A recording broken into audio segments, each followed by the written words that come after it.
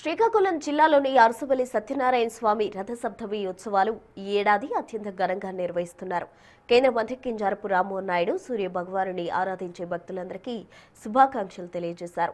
రథసప్తమిని 7 రోజుల పాటు రాష్ట్ర పండుగగా నిర్వహించడం పట్ల ఆయన హర్షం వ్యక్తం చేస్తూ గత అనుభవాలు దృష్టిలో ఉంచుకుని సామాన్య భక్తులకు పెద్దపీట వేసేలా పటిష్టమైన ఏర్పాట్లు చేశామని వెల్లడించారు.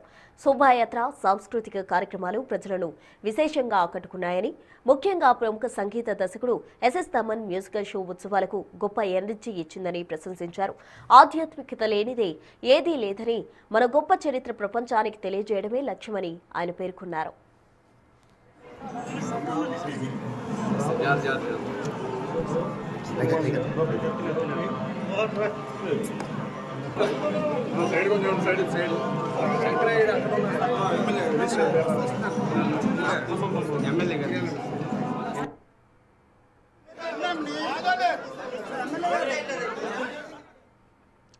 కేంద్ర ప్రభుత్వ ప్రసాద స్కీమ్ ద్వారా అరసవల్లి ఆలయాన్ని అంతర్జాతీయ స్థాయిలో అభివృద్ధి చేసేందుకు కృషి చేస్తున్నామని, అలాగే విశాఖ నగరాన్ని ఇంటర్నేషనల్ సిటీగా తీర్చిదిద్దే బాధ్యత భుజానికి ఎత్తుకున్నామని చెప్పారు. రాష్ట్రంలోని 3 నేతల జోడీతో ఆంధ్రప్రదేశ్ అభివృద్ధి బాటలో పయనిస్తోందని ధీమా వ్యక్తం చేశారు. ఈ వేడుకల్లో పాల్గొన్న సంగీత దర్శకుడు ఎస్ఎస్ తమన్ మాట్లాడుతూ శ్రీకాకుళంలో తన మొదటి షో నిర్వహించడం, అది కూడా స్వామివారి సన్నిధిలో 3.5 గంటల పాటు నిర్విరామంగా ఈవెంట్ చేయడం తన జీవితంలోనే మొదటిసారి అని, ఈ అనుభూతి అద్భుతంగా ఉందని తెలిపారు.